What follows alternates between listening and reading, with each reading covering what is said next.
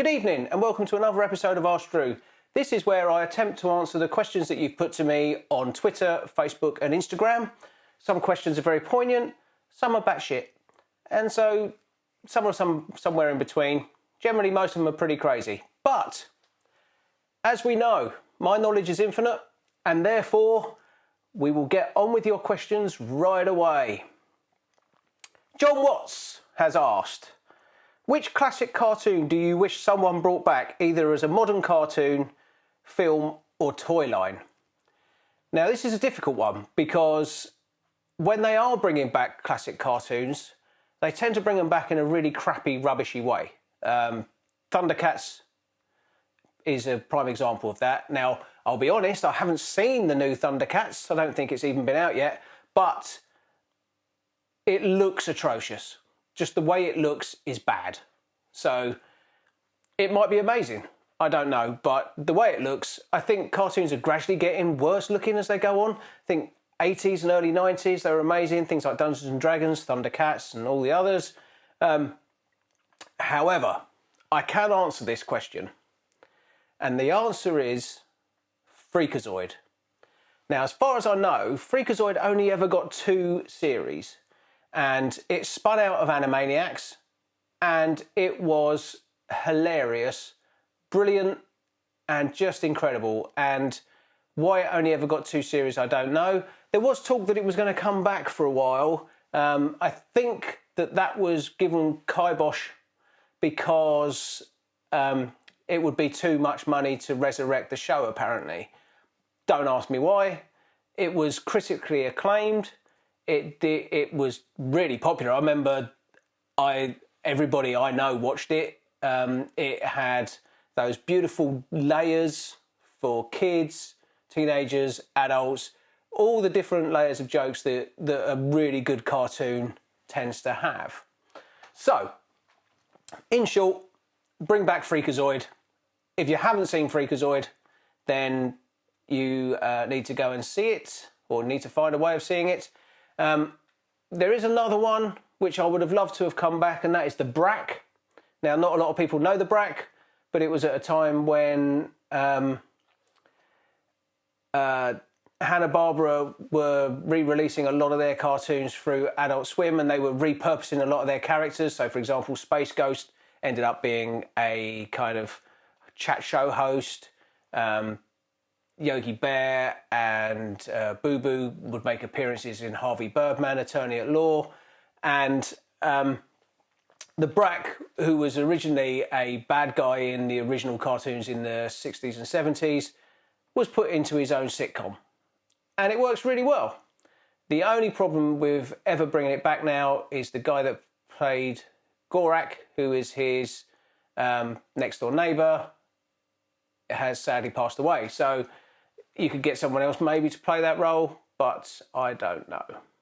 So anyway, those are the 2 that I would bring back. I would have said Adventure Time, but luckily that's already coming back. Happy days. Next question. Mikey Drums, which is very nice for him, probably not quite so nice for his neighbours.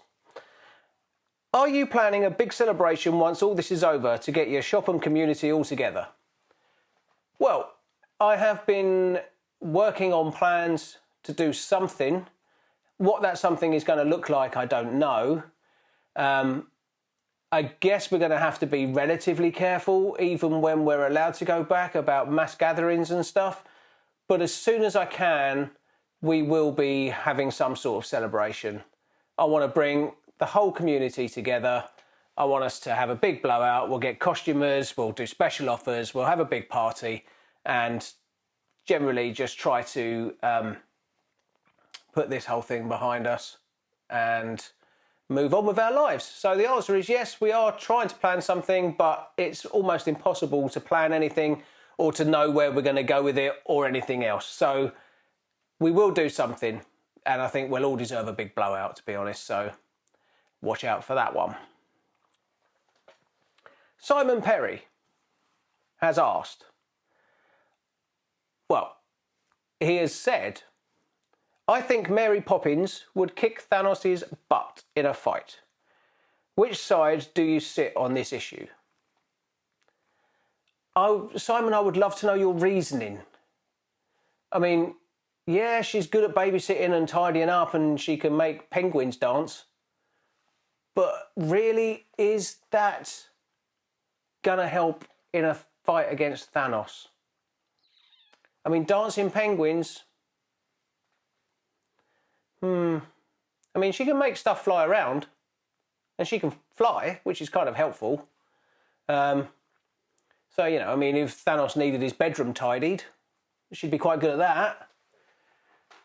I mean, I've not seen her in a tear-up, so I wouldn't really be able to comment on whether she would be good in a fight. I mean, maybe you've seen a different version of Mary Poppins to what I have. I don't know. I would love to see it. And certainly that would be an excellent celebrity death match. So perhaps we need to get those guys on it. But yeah, Simon, please, I would love to know what your reasoning is for Mary Poppins being able to kick Thanos' butt. So if you can, and I'm sure now everyone who's watched this would like to also know. And I know I said my knowledge is infinite, which it is, but I like to bring the community in. Come to us. Come in. Let us know your thoughts. So please, write in, let me know, and we'll share that with everybody else. So thanks. And Alexander Slee says, why did they never make Firefly Season 2?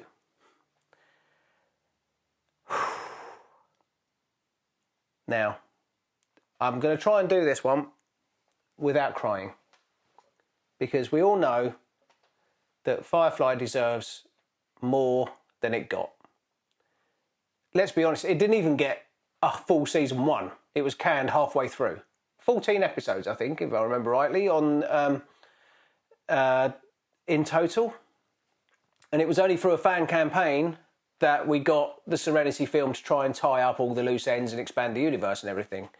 Now, over the years, they've kind of ummed and ahed as to whether they could bring it back.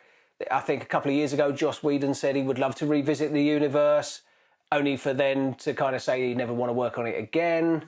There was a fan campaign that to get the rights bought so they could make a new series. But again, Joss Whedon even came out publicly and said he didn't want that to happen. And they're all getting a bit old now, I think. Maybe an animated film would be a good one. They could, because then you've got all their voices. I mean, you could set it further on, and so they're all a bit older. But it's got, if they were to do it, it has to be soon, because we don't want an Indiana Jones thing where they're all really old. I mean, Malcolm Reynolds kind of running around as an old man. I mean, he's already put on a few pounds since that, I'm sure. It's not rude to say so, but he's a larger man than he was. And of course, even if they did make another series now, a lot of the characters are dead, because they killed them off. Wash is dead. Very dead. As dead as the show. But blame Fox. They cancelled it halfway through the first series, so who knows? Who knows where it would have gone and what would have happened.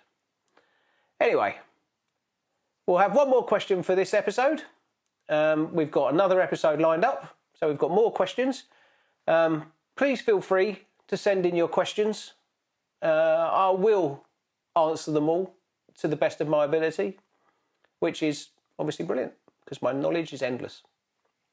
So finally, and this is getting down to the real nitty-gritty crux of the matter, Rick Pullinger asks, would you rather fight a horse-sized duck or 100 duck-sized horses? Now, I don't like horses. I think they're shifty. And I certainly think that they would quite happily kill you if given the chance. Oh yeah, they let you ride their back and they let you kind of stroke their nose and give them food and everything else. But you just got to look at their eyes. Look at their eyes. They're looking at you, and you can see in their mind, they're calculating all the different ways that they could kick you in the head until you were dead. Don't trust them. Now, ducks, You see, there's a lot going on there. They're all tranquil. Yeah, underneath, there's a lot of stuff going on, isn't there? Now, would I rather fight... I mean, a horse-sized duck is a terrifying thing. You know, they say that a swan can break a man's arm. Not that I've ever heard of any man having a swan break their arm, so I don't know where that saying comes from. But if a swan can break a man's arm, can you imagine what a horse-sized duck could do? I mean, that's just a terrifying thought. However, 100 duck-sized horses, I mean, they could bound together and maybe make into some sort of megazord horse thing. Still, if I had to choose, I think I would go for 100 duck-sized horses, because I reckon you could probably... Now, I'm not advocating violence against animals here before PETA gets involved. Or PETA, however you want to say it. But I think I would have more of a chance kicking 100 duck-sized horses to death than I would one horse-sized duck, because I think you would get taken out pretty quickly.